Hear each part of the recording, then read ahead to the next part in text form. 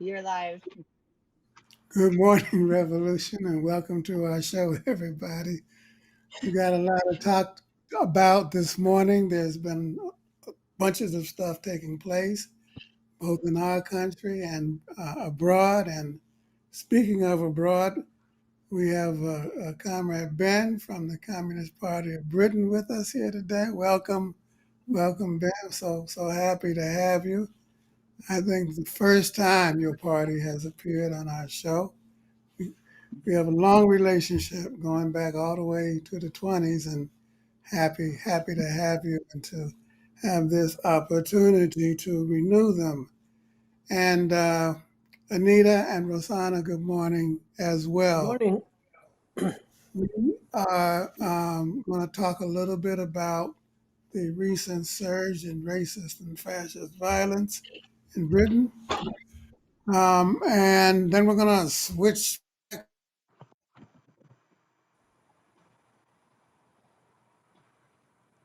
Uh-oh.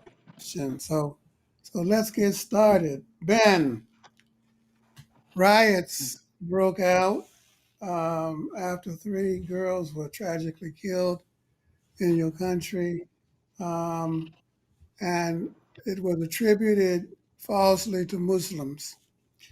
And they broke out in small towns, at least according to the press.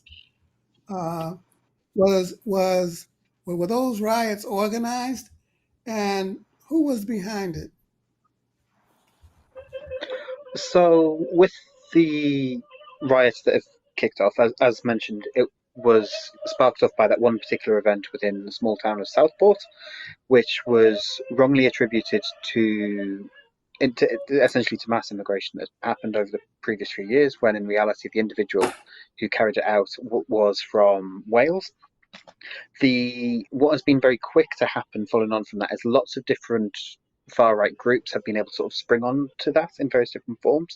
Some of them being linked to the now slightly mainstream party Reform, which has come out of sort of the right of the Tories, as well as also other far darker and more regressive elements within Britain. Similarly, there are other elements out of older fascist groups like the EDL or the National Front and various other different bits who've all sort of tried to jump onto this moment, sort of using that as a springboard and hopefully for them to gain that support and move forward in some form. And it's not necessary, and it's also been fed to a large extent as well by the media, where in Britain we have seen, particularly since say 2001, where Islamophobia has been increasingly normalized by the mainstream media, and then that leading into the general election, where a mixture of that sort of cultivated Islamophobia alongside trying to shut down the broader protests in and around Palestine as well, has made the recent elections one of the more racist elections that have happened within the past few years. And so because of all of those different factors coming to a head, the various different fascist forces try to use that as a way for them to push themselves forward. You spoke about it being flamed online by the British mass media. According to what we've read, this character Robinson was one of the big provocateurs, along with Elon Musk, who lives in the United States from South Africa. I told our ANC comrades, I wish I'll take him back. They said no, thank you. um, what ruling class forces are involved, and can you and tell us, were these attacks instigated by random racist or organized fascist gangs, or a mixture of both? So when we sort of look at the media, there are sort of different layers to it, because there's obviously the traditional media, where you have newspapers, say like the Daily Express, the Daily Telegraph, or the Daily Mail, all spouting really right-wing elements and being very closely lined to the harder end of the Tory party. They've sort of been cultivating a lot of the Islamophobia we've seen in a very traditional kind of manner. Elon Musk and the role of sort of social media has been significant, but this is also it draws interesting sort of circumstances when we look at how fascists have been organising and spreading their sort of propaganda internationally, as well as how that also leads to lots of different contradictions within the fascist movements across the place, where you have all of them say wanting to work together on certain questions, but then when it comes to say questions like what would the British fascists want in comparison to the US fascists want, where when it comes down to it, they'll be in opposition to each other, but they'll be supporting each other through social media to then spread these kind of things around. And Elon Musk is very much aiding and abetting that. Within Britain specifically, as mentioned, Tommy Robinson's a very significant figure in this instance, and he has been around for a very long time in various different groups, and he is essentially a big opportunist is the best way to describe him, where he has jumped from various sort of leading fascist group that's existed in Britain as far back as being a member of the BNP, which was the British National Party. He then went on to form a thing called the English Defence League, which was supposedly not a party and very much about defending Britain. And he's now jumped onto other causes and essentially just trying to worm his way in by exploiting working class areas where they've been deprived and sort of neglected by mainstream politics, and organising in a way that fascists tend to try and organise, which is see the weak points in society and try to use them to then sow discontent to then build on from that and cause other racist violence. Similarly, there has also been influence from Nigel Farage and his now new party Reform, which once again, Nigel Farage is another similar opportunist where he's jumped from party and moment accordingly. So, like, he was one of the big voices in instigating the discussions around Brexit, particularly from a right wing element and an anti immigration point of view. Once that had served its purpose, he then jumped and tried essentially to force the Tory party further right by trying, essentially threatening to steal their support by having a much more hardline party. And now he's become elected as an MP for his new Reform Party, which is the most right-wing party the British government have ever, or the British Parliament has ever seen elected. And so this is one of the dangerous moments, and this is also why there's that element where the slightly more organised fascist elements saw it as an opportunity because they now have that legitimacy within the British Parliament. However, whether they have that sort of broad ability to organise or that broader support that they thought they had is unclear currently at this point. But thankfully, there's been a large amount of opposition across the board, across Britain as well, which is very, very positive to see. You mentioned that this Robinson character was organizing in working class neighborhoods and districts.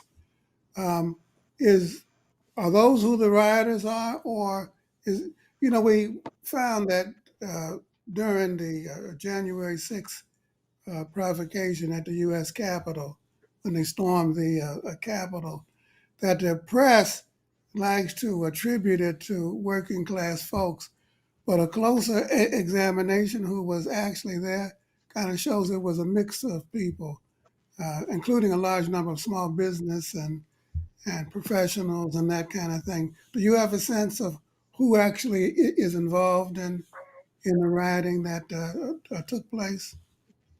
It's a big mixture of lots of different groups all sort of working together in different forms and also trying to move quickly around the place to help instigate the troubles and so on. Where, for example, in Sunderland, which is my hometown, there was a large collection of islands this time last week, and what ended up happening or was discovered is a lot of the key instigators were people from other towns who then essentially came in and helped encourage it. And so essentially, once again, it's taking advantage of those who are alienated and disconnected from, say, mainstream society in various different forms, and then going in and sowing discord and essentially egging them on to then go ahead and do that. And what we've then found as a result is the main people instigating it are either more likely to be slightly more middle class, or they're able to then not take the blame of it, like, say, Tom Robinson hiding currently in Cyprus, whereas the working class people who have kicked off have all suffered the punishment for the violence. And so there's a whole collection of elements where they're trying to sort of worm their way in, push this forward, and then essentially the ones who are instigating it are getting away with it. I see. Now, the statement of the party recently put a lot of stress on the role of the trade unions, and I understand that the trade Mm. unions in your country have really taken a very frontward, forward-looking and stance. Mhm. And and the could you talk a little bit about that? And also, the party emphasized the need to organize what they call community resistance. Mm. What does it look like? So first, talk a little bit about the response of the trade unions in your country, and then the prescription of the party, community resistance, and how you see building the unity of the working class uh, against the far right. So the trade union movement in Britain has been really fantastic across the board in the way they've responded to this. One, simply because of the simple fact they have to protect their members. That is that one of that core elements on top of that. Alongside that, there is the fact that when you've got particularly strong leaders in unions, say like the Railway Workers Union, the RNT, and ASLEF, they are always very good at sort of recognising their role or where they fit within the community. So it's never just, say, them defending themselves just to defend their jobs, but actually because they play a part in society, and society helps look after everyone. And so, as part of that, that extension has meant they've then gone out to defend the working class communities where they live, as well as also getting involved in various different protests and so on. Similarly, what has been a problem in the past has been these far right lot, particularly say like Tommy Robinson and others, have purposely targeted trade unionists because ultimately an organised working class don't fall for the tricks of the far right. And so we are directly at odds with each other, and many trade unionists recognise that, which is extremely important to keep that at the forefront and why they're able to fight on the on the front foot, as it were, in this instance. And then looking sort of at the community front element, it's what's been particularly positive is the vast majority of people have condemned the violence across the board. So, what is, for example, going back to my own hometown, the very next day, the vast majority of the community were out cleaning up the mess. And that sort of shows that in some instances, the fascists probably overassumed how much they had support locally, whereas actually many people just do not want any part of it. They appreciate that things have been terrible and the austerity for the past 14 years has been absolutely destroying communities, but they're looking after their communities at the same time. And so there's that awareness to a basic degree. However, the problem is, say, with, say, the trade union movement or, say, the party, can then help that natural innate response that has happened, but by giving it that extra political awareness to then make sure it's not just, say, constantly reacting to the violence and then just tidying up, but actually making sure that the seeds of division aren't being sown further, and they're actually able to work together and just broadly say we're together on the same side against fascists, and that's ultimately the main aim, because that's what we need at this point. Fascists don't win if they're not in the majority, if they don't see themselves being able to win the way in. So we need to be able to keep organised in that kind of fashion. So using all corners of the community means we can strengthen ourselves and make sure we can protect our communities from these regressive forces. Using all corners of the community. In the United States, we see the fight against racism as kind of a multi-class. Many different sections of society have an interest in fighting racism, and certainly in fighting fascism as well. Is it the same in the UK? I mean, within that, we fight for the uh, uh, leadership of the working class and the trade union movement within that kind of broad front. But are you finding that many different sections of society are coming out against the violence and the provocations? So Last many Saturday, sections are you coming did, out. sorry. Apologies. I mean, Sorry, I jumped in ahead of you. Last Saturday, you had this huge countrywide stand against racism protest. Who was involved? So it is very much a big, broad section of society, and the vast majority of society are against racism and against the violence, which is very important. However, we must always be mindful of where the class contradictions come into it as well. So, as a great example, on these past few days, the likes of the Daily Mail, the Daily Telegraph, and the Daily Express, who have been channeling all of the worst elements of Islamophobia within the mainstream media, all came out in support of the counter demonstrations, describing them as the best part of Britain. It's that they are opportunistically trying to defend themselves. In the same way, there are many MPs who have just sat quietly and just either encouraged these things or not opposed them in various different forms. They're now jumping out and saying it's such a good thing that the vast majority of Britons don't like fascist violence. Whereas in the reality is the working class are the ones that can help liberate and defeat racism across the board.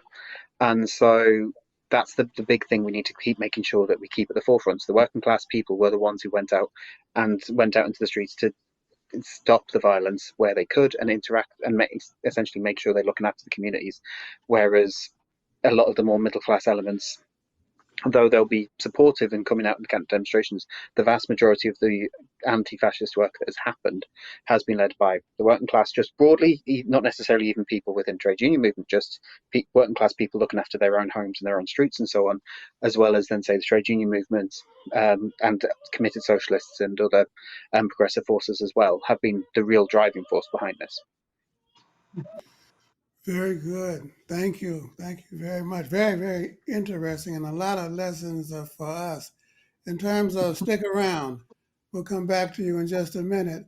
Rosanna, in terms of the fight against racism, we see, and male supremacy, we see in the United States that a new moment has occurred in the presidential election with the announcement. We talked a little bit about it last week of Kamala Harris becoming the Democratic standard bearer. And now she's been joined by the um, governor of Minnesota, Governor Waltz, Coach Waltz, as she calls him. They got a big endorsement from the UAW yesterday and Sean Fain. Um, and, big rallies are taking place. 14,000 in Philadelphia.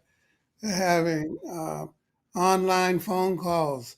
One's 100,000 people, another's 150,000 people. It kind of reminds you of what happened in 2008 with Obama, doesn't it, Rosanna? It does actually. I was very much involved with the campaign with Obama, where we were meeting in places, in different places, and throughout the country. This is, it seems to me, it's in a larger scale. We can see we get a sense of, the great majority of the people understanding the importance of fighting fascism, fighting racism, fighting the things that have been oppressing us. So, and people are standing up. I think key to this is now really getting out the getting out the vote, because if we can get the majority, a great majority of the vote out, people out to vote, there won't be the expected contesting of the votes in different areas of the country.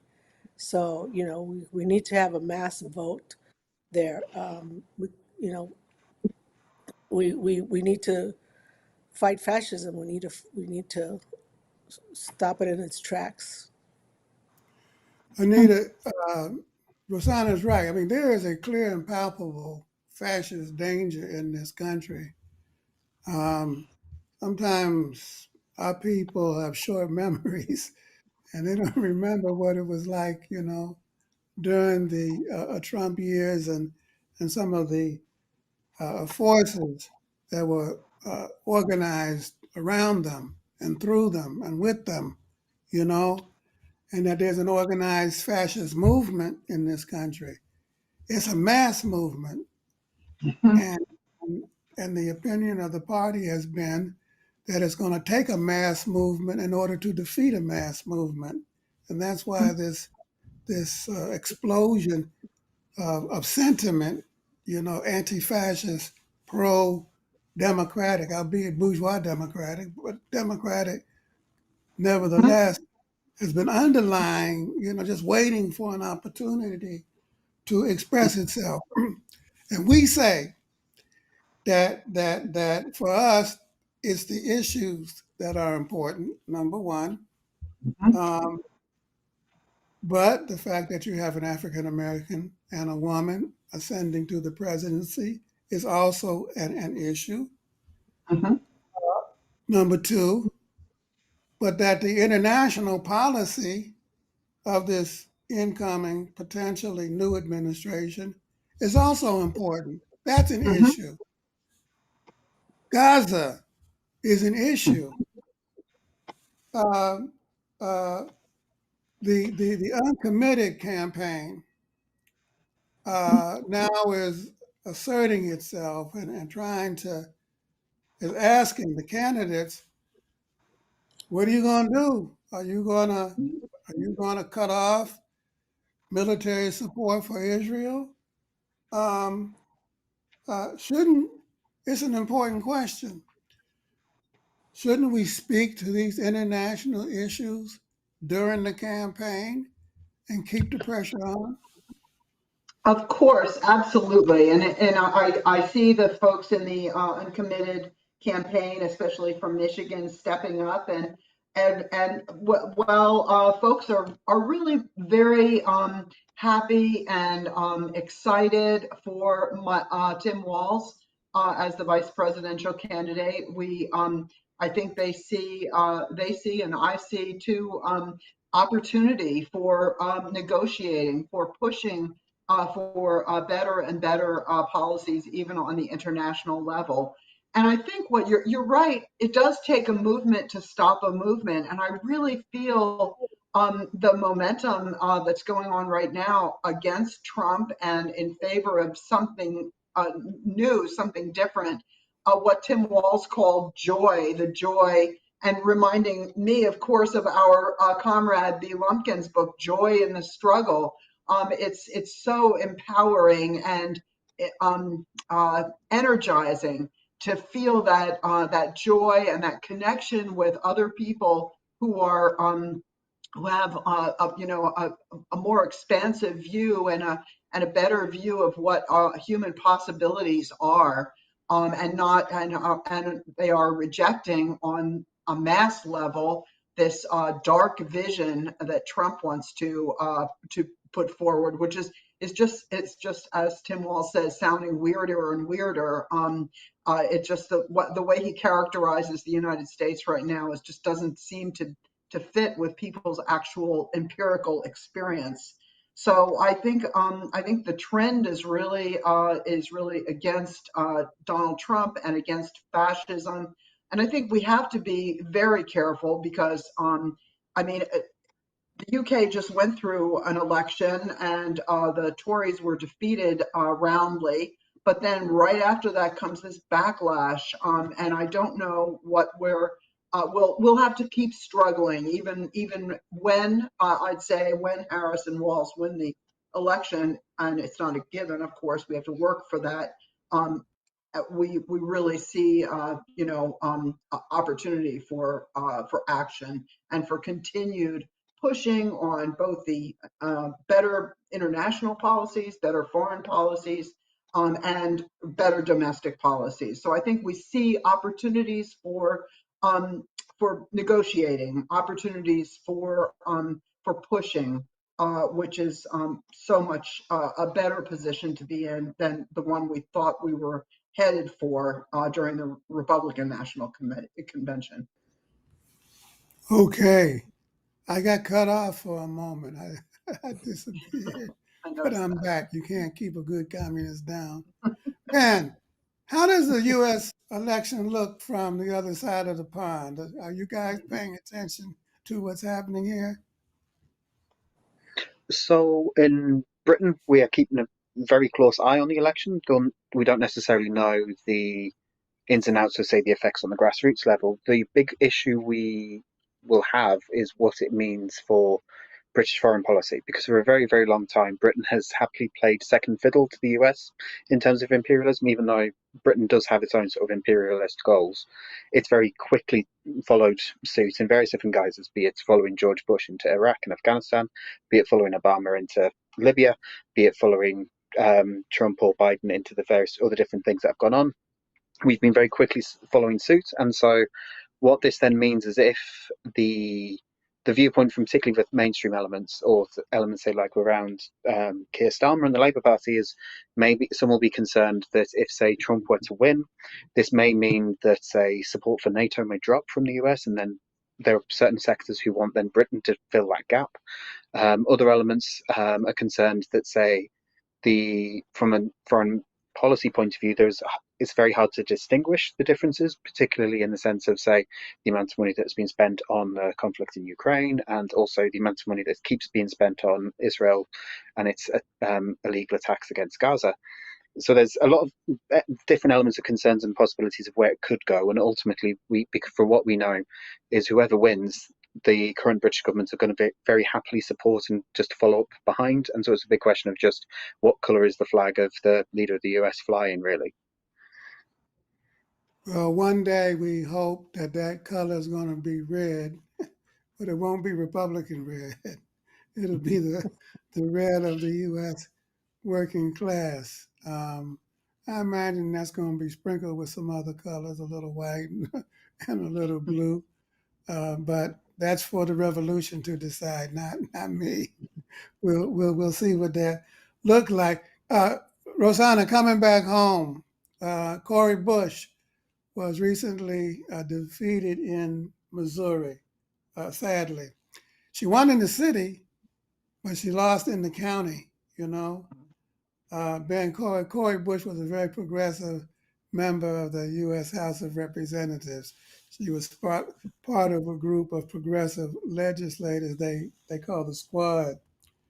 AIPAC money, Rosanna, went into defeating uh, Representative Bush, just like it went into defeating Representative Bowman here in New York a few weeks before. Corporate money power is besting people power. That's unfortunate. There's some lessons from that, aren't there? Don't you think? Well, very much so. I think, what we have to learn from that struggle is the importance of all of us looking deeper into some of the ideas that are being put forth, especially from those.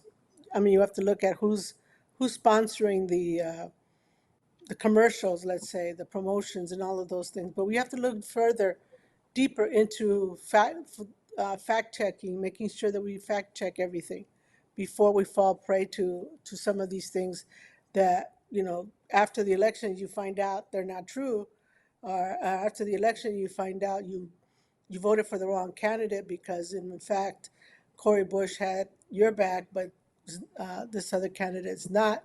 So I think, one important takeaway is that we have to look deeper into the candidates. Don't just fall prey to the mainstream media or any media. We have the advantage now that we have the internet readily accessible to us to just dig in, take another 20 minutes to look and read a little bit further so that we do elect candidates that are going to represent our best interest and not the ruling class interests. Anita, in 2008 and I think in 2012, Obama took Ohio. Mm-hmm. But the Republicans, and that's my home state, Ben, by the way. I'm sad to say the Republicans have been dominating since. Any movement in the polls since the announcement, or is Trump and them still 10 points ahead? Well, I don't think they were ever 10 points ahead. They won by 8 points in 2020. But in 2023, we had two really important statewide elections. One that made sure citizens had the right to put forward initiative ballots for amendments to the statewide constitution. and the other to restore reproductive rights for people. And that's a huge issue for Democrats this year and every year, I think. And I mean, the overwhelming vote, well, I guess maybe not overwhelming, about 57, 58% of the population voted in favor of that, progressive restoration of reproductive rights.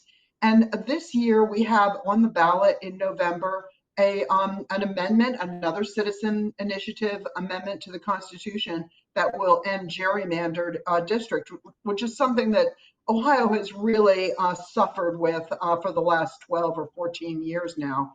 So I think that might bring out people who are interested in democratic rights and interested in making sure that that reproductive rights are held fast in the Constitution. Because of course, if the Republicans go into the presidency, they can take away reproductive rights despite what we have in our statewide Constitution. So I think that's a really important thing. And I just want to say something about AIPAC too. When we talk about AIPAC, we're not talking about Israeli citizens contributing to this money. This is Republican donors donating to AIPAC, which is fighting against folks like Jamal Bowman and Cori Bush. So I mean, the Israeli people are the majority are against Netanyahu and want to bring the hostages home and want to end the war. But it's their leadership and that coalition government that Netanyahu has that really keeps it going and keeps the war on.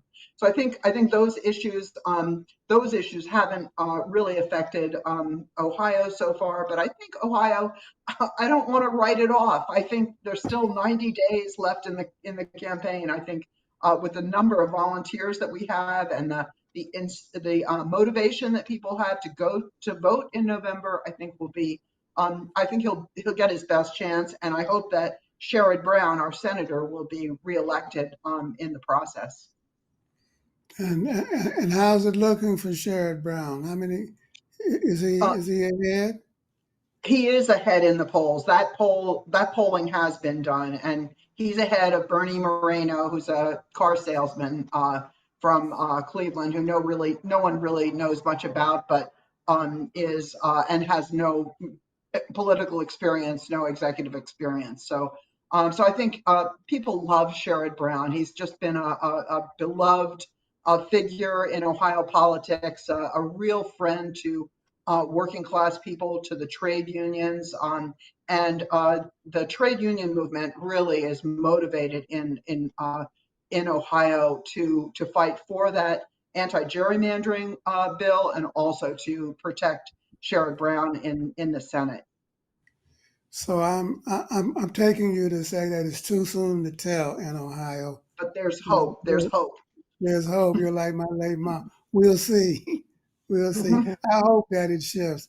Now our producer's going to argue with me after the show. Why, Joe? Why are you asking about polls? I thought you didn't believe in polls, and I Yeah, don't. right. The only poll that counts is the poll that's taken on election True. day. But the most important thing is that we have to keep the pressure on. We have to keep fighting for the organization of our class and people. Keep focusing on voter registration and voter turnout. Keep focusing on the issues. And what are the issues? Reproductive rights, big issue. Healthcare, big issue. The environment, big issue. Gaza, huge issue. These are the things that we have to push to the forefront and organize folks in every way possible. But it's also the case that the fact that you have an African American woman and a trade unionist on the ballot this November, that's an issue too. And we Mhm. can't ignore that, And they're going to be buffeted by many different forces, and the ruling class is going to certainly put its stamp on that campaign to the extent that they are able. And the challenge for us is to put what Lenin called a working class stamp on this election and the struggle for democracy. And we saw that happen yesterday when Kamala Harris and Tim Walz spoke at the UAW meeting in Detroit, you know, and they said that we're going to come out and support unions. We're going to come out and support the PRO Act. We're going to come out and support the right to organize. We're going to come out against two-tier wages, discriminating against younger workers, and so on and so forth. And that's a good thing. The only thing I wish that they would say that they didn't say, well, Sean Feng said it. He called them working class families. The Mhm. vice president and the governor were talking about middle class families. I don't know. I wish they would drop that term, It's confusing and disarming, and really it's a bunch of nonsense. We're talking about working class families. The middle class in the United States is a whole nother thing. Uh, uh, Ben, we have a mailbag question every week, which I'm going to ask you, but I'm going to ask Anita and Rosanna first and give you a chance to look at it. Our mailbag question this week is uh, when what will change in the United States when this nation becomes socialist? What will change and what will stay the same? Rosanna? Well, I can't tell you exactly what will change. Uh, what I can tell you is that um, first of all, it will change from looking out for people's needs first, and when you no longer have to worry about where you're going to live, how you're going to pay your rent, you're going to have enough money for food, your children's education is guaranteed, your medical health care is guaranteed, your whole demeanor changes. You don't have to carry that weight every single day. If it's not one worry, it's another.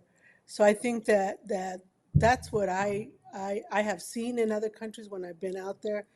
Uh, it is the demeanor of people when they don't have to worry and have that concern about your basic needs, how you're going to meet your basic needs. And a lot of it depends on our working class, what we decide to do. But it'll definitely be driven by putting people first, not profit. Okay. Anita, what will change?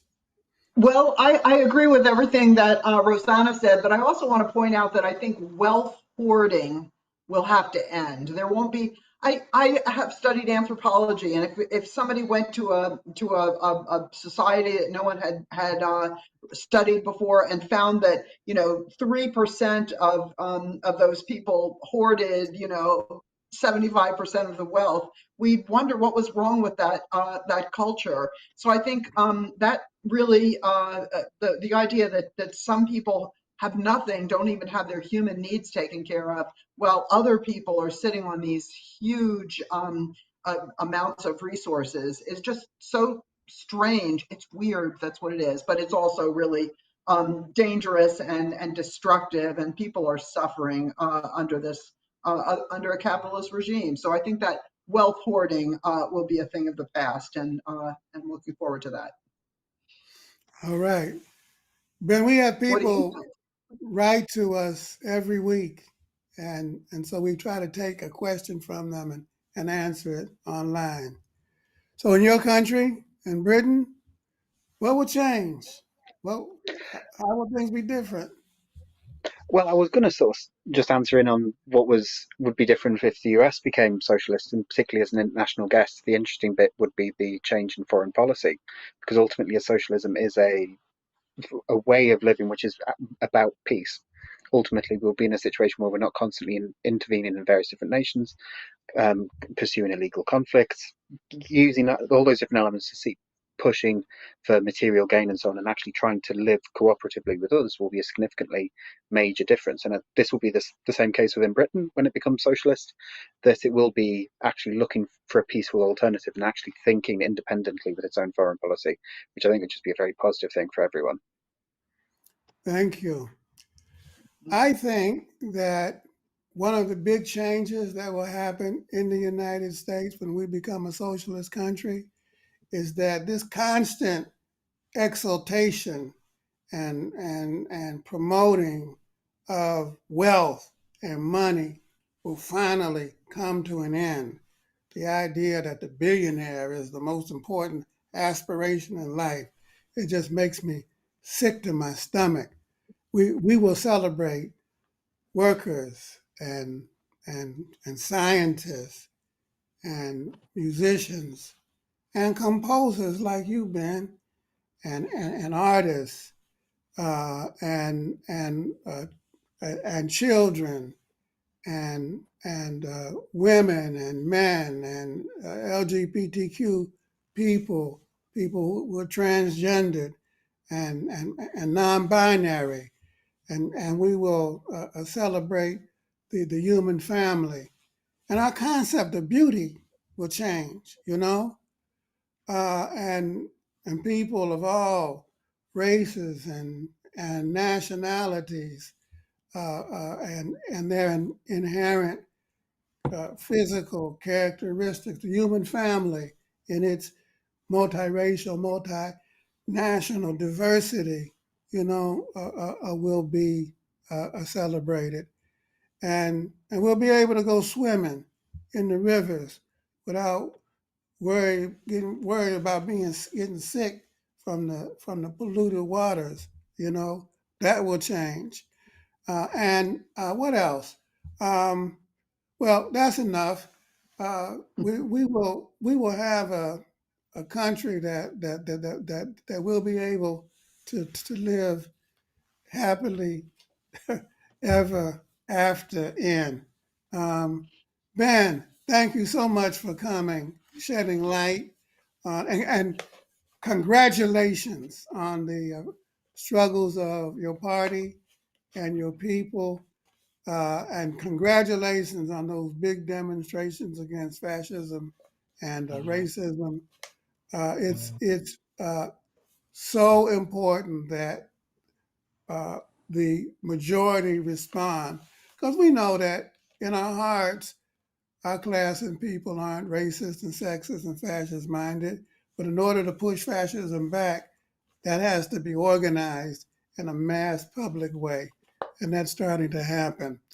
Until next week, everyone, stay strong, stay safe, stay in the fight. We'll see you back next Friday, same time. Take care, everyone. Bye, everybody.